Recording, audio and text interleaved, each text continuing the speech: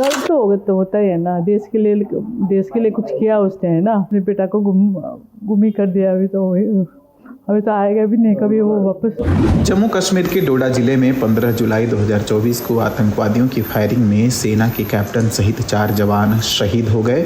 वहीं एक पुलिसकर्मी की भी जान चली गई। शहीद हुए राष्ट्रीय राइफल्स के जवानों में कैप्टन ब्रिजेश थापा वेस्ट बंगाल के दार्जिलिंग के रहने वाले थे, सिपाही विजेंद्र और सिपाही अजय राजस्थान के झुंझुनू के रहने वाले थे, जबकि नायक डी राजेश आंध्र प्रदेश के रहने वाले थे। जम्मू कश्मीर में पिछले 78 दिनों में 11 आतंकी हमले हुए हैं।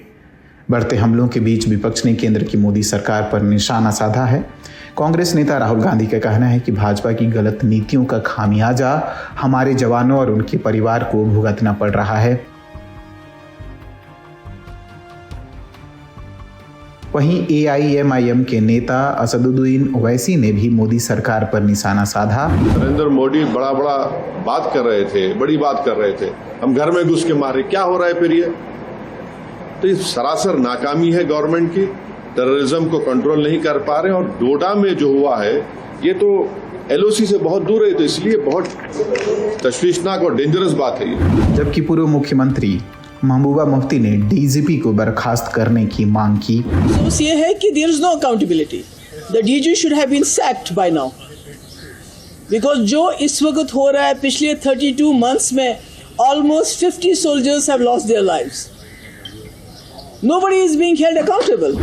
रक्षा मंत्री राजनाथ सिंह का कहना है कि हमारे सैनिक आतंकवाद के अभिशाप को खत्म करने और क्षेत्र में शांति और व्यवस्था बहाल करने के लिए प्रतिबद्ध हैं।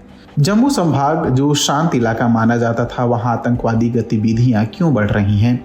BBC हिंदी के मुताबिक जम्मू कश्मीर में चुनाव होने वाले हैं। ऐसे में चुनाव से पहले सीमा पार से ये दिखाने की कोशिश की जा रही है कि जम्मू कश्मीर में शांति नहीं है, इसीलिए इस तरह के हमले बढ़े हैं। क्योंकि अगर यहाँ शांति से चुनाव हो जाते हैं तो पड़ोसी मुल्क के पास जम्मू कश्मीर को लेकर कोई मुद्दा नहीं बचेगा। इंडियन एक्सप्रेस की एक रिपोर्ट के मुताबिक आतंकी हमले बढ़ने की एक वजह 2021 के बाद यहाँ सैन्य तैनाती में कमी भी है। 2020 में पूर्वी लद्दाख के गलवान में भारत और चीन के सैनिकों के बीच झड़प के बाद वहां दोनों ओर से भारी सैन्य तैनाती की गई है। इसका असर जम्मू क्षेत्र में सैन्य तैनाती पर भी पड़ा है। 2021 में लगभग 4000 से 5000 सैनिक थे, जिनमें से ज़्यादातर आतंकवाद विरोधी ड्यूटी में शामिल थे, जिन्हें यहाँ से मूव किया गया।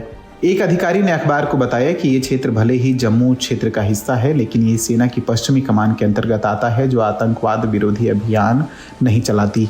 अधिकारी ने बताया कि आने वाले समय में यहाँ सैनिकों को इस क्षेत्र में तैनात किया जा सकता है, लेकिन उन्हें ट्रेनिंग की जरूरत होगी।